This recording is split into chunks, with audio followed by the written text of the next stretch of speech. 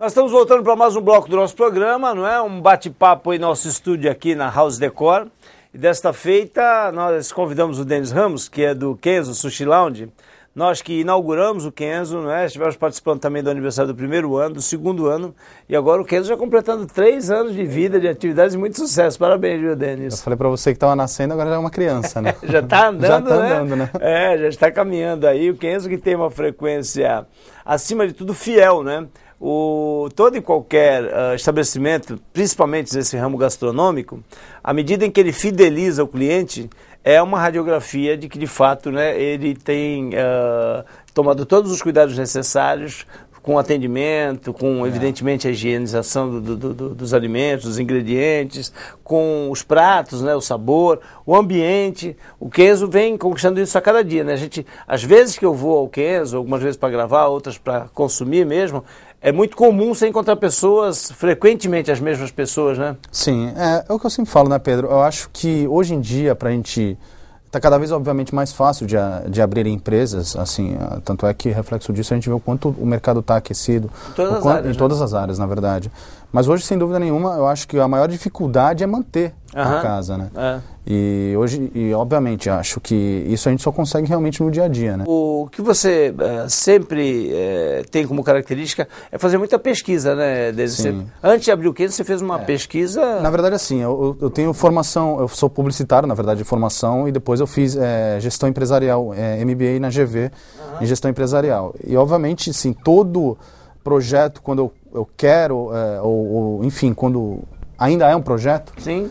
Eu pego até o esqueleto que até hoje eu tenho lá do TCC, enfim, daí eu faço toda, obviamente, uma pesquisa de mercado, concorrentes diretos, indiretos, a análise SWOT, no qual a gente analisa as nossas fraquezas, ameaças, enfim, e faz todo, obviamente, um projeto. Inclusive o Kenzo mesmo, eu tenho até hoje guardado, é um projeto de quase 30 folhas. Nossa! No qual foi feita toda uma pesquisa e, obviamente... Apesar de todos nós sabemos que nenhum negócio é 100% garantido, claro, o projeto é interessante para você minimizar o risco do negócio em si. Sem dúvida. Essa é a pesquisa teórica, né? E tem a pesquisa de campo também, né? Exatamente. Que você sai pelo Brasil afora e até às vezes fora do país, né? O Kenzo tem referência em restaurantes de fora do país. Ele é baseado no Nobu, em Nova York, que inclusive eu estive lá. E também o Hiyori, que fica em Fortaleza. Fortaleza, né? Que é por isso que tem tanto vidro na casa. Na verdade, assim, existem a parte de trás, que é a área que a gente chama área VIP, que é uma área na qual tem as mesas redondas, e as arandelas do restaurante, elas foram baseadas como réplica desse restaurante, que é o Nobu, em Nova York. Nova York. E os vidros por causa do Hiyori. São vários ambientes para várias propostas diferentes e com uma programação vasta. Isso nasceu já nesse projeto? Você já tinha essa intenção de combinar a culinária oriental, que é uma culinária que atrai todos os públicos, mas em especial o jovem, né, Denis? Sim.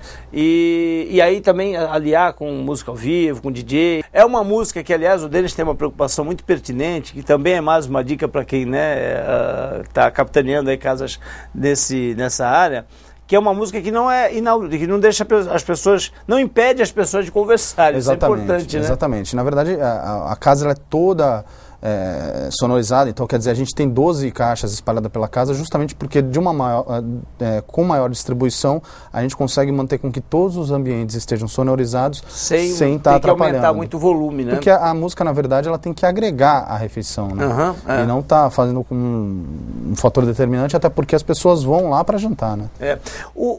Esse essa, tenho certeza, é uma curiosidade que o público tem, e que eu imagino seja uma das etapas, um dos graus de complexidade maiores que você encare, que é a logística, para que não haja perda, né, dos teus ingredientes, do peixe cru, que é o teu principal ingrediente, mas que também não falte, né? Como é que é feito esse cálculo, como é que é feita essa manipulação dos alimentos? Na verdade, a gente tem uma nutricionista no restaurante, que é a Monique, então ela cuida de toda a parte, ela supervisiona toda a parte de chegada, obviamente, de mercadoria, ela coordena a manipulação junto aos funcionários, né?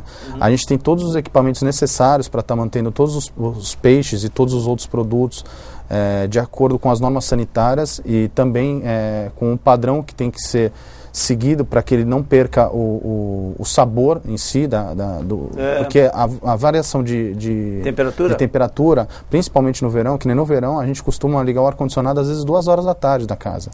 Justamente para ela ficar climatizada, para que durante a manipulação, já tenha, com o contato da mão, já obviamente difere a temperatura do peixe. Já altera, e isso altera bastante, por incrível que pareça. A alteração da temperatura do peixe vai alterar o sabor dele, né? Exatamente, é fundamental. Isso é fundamental.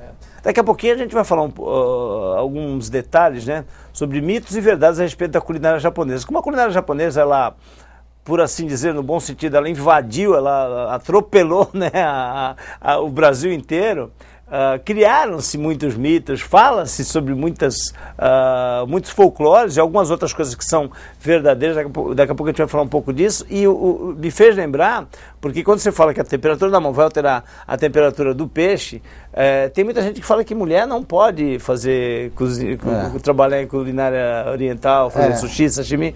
É mito isso? Isso aí, na verdade, eu acho que é uma coisa mais cultural no Japão, né? Porque no Japão, né, eles são existe muito ainda um regime machista, em algumas situações. Mas hoje no Brasil, isso não é, inclusive alguns restaurantes... que a temperatura da mão da mulher é diferente da temperatura da mão do homem? Foi essa a desculpa ou a justificativa que deram? Exatamente, mas isso não é um fator determinante. Isso para mim, isso é uma opinião minha, que eu acho que é uma coisa cultural do Japão, tanto que existem sushi womas em Santos que trabalham em alguns restaurantes e são fantásticas. Por que você escolheu ali a Ponta da Praia? Foi alguma pesquisa que você realizou também? Na época, na verdade eu nasci na Ponta da Praia, né? Eu morei e moro até hoje na Ponta da Praia desde quando eu nasci. Daí, obviamente, até pelo fato de eu morar lá, eu acompanhei todo o crescimento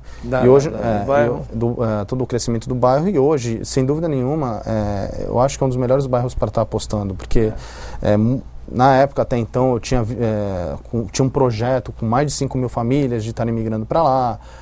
Então, enfim, foi feito todo esse projeto e os números me mostravam que o perfil de cliente que estava migrando para a Ponta da Praia, agregando a necessidade do público em geral, com esse novo conceito, teria tudo para ser uma coisa de sucesso. Há preocupação com a riqueza de sabor dos pratos, há preocupação com o atendimento, há preocupação com a realização de campanhas, de promoções, de divulgação.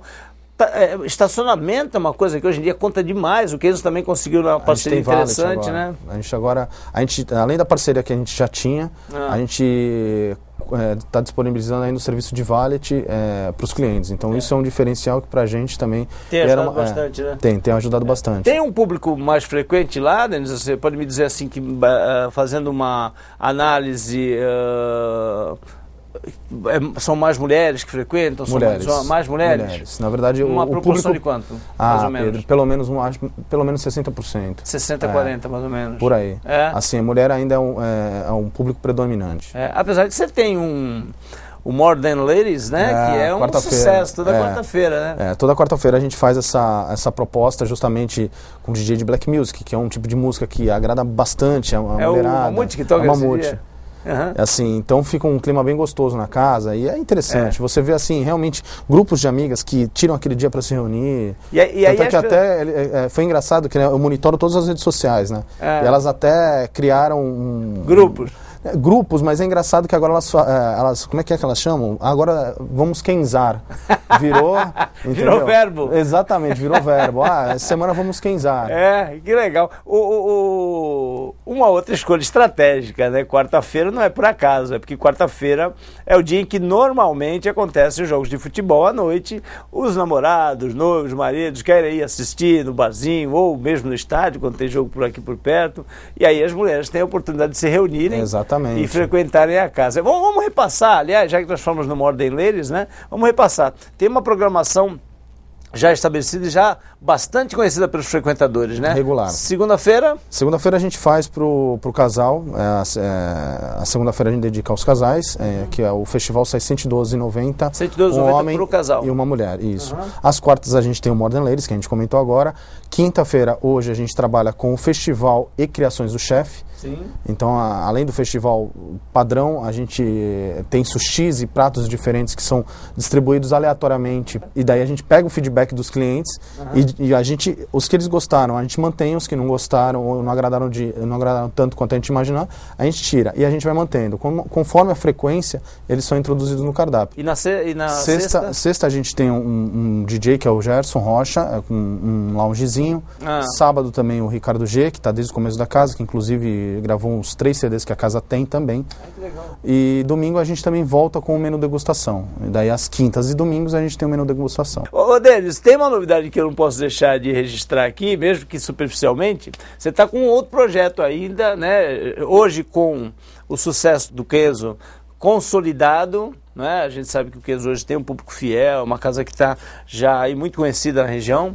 Você está desenvolvendo agora um novo projeto, tá aquela fase de estudo ainda? Na verdade a gente já começou as reformas, né, no imóvel. A gente deve, até o final do ano, se tudo der certo, a gente deve ter algumas novidades.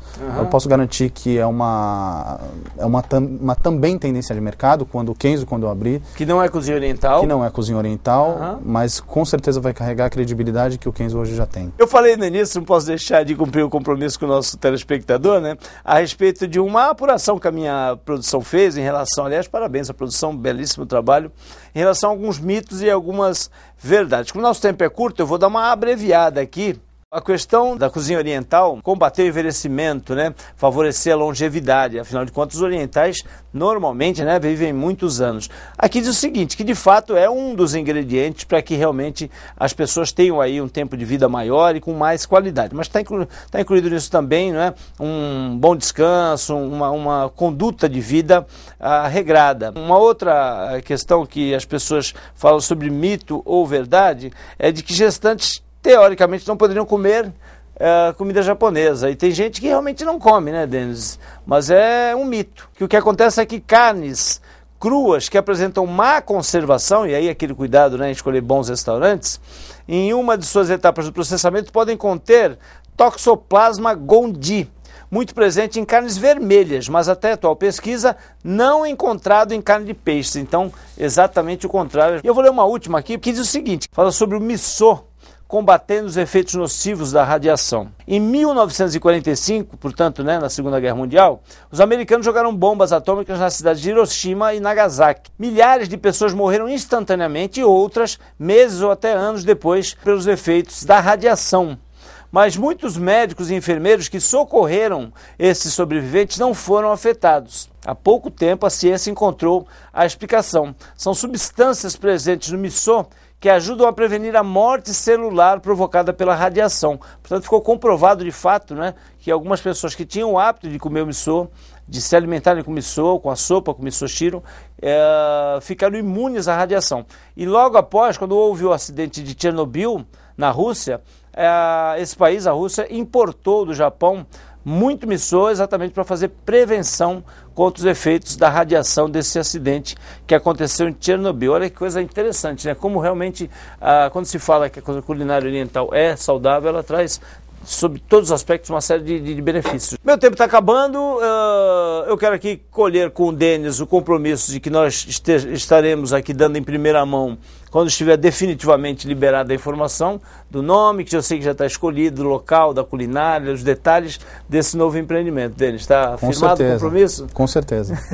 Que legal. Parabéns pelos 3 anos de Kenzo. Obrigado. Eu vou colocar o endereço, o telefone na tela para você que, de repente, para você que quer reservar uma mesa ou que quer marcar com uma turma para ir ao Kenzo, curtir qualquer uma dessas noites, é sempre muito agradável o ambiente por lá. Então tá aí o endereço e o telefone do Kenzo Sushi Lounge na nossa tela, e nosso programa vai fazer um intervalo rapidinho e nós voltamos, não sai daí.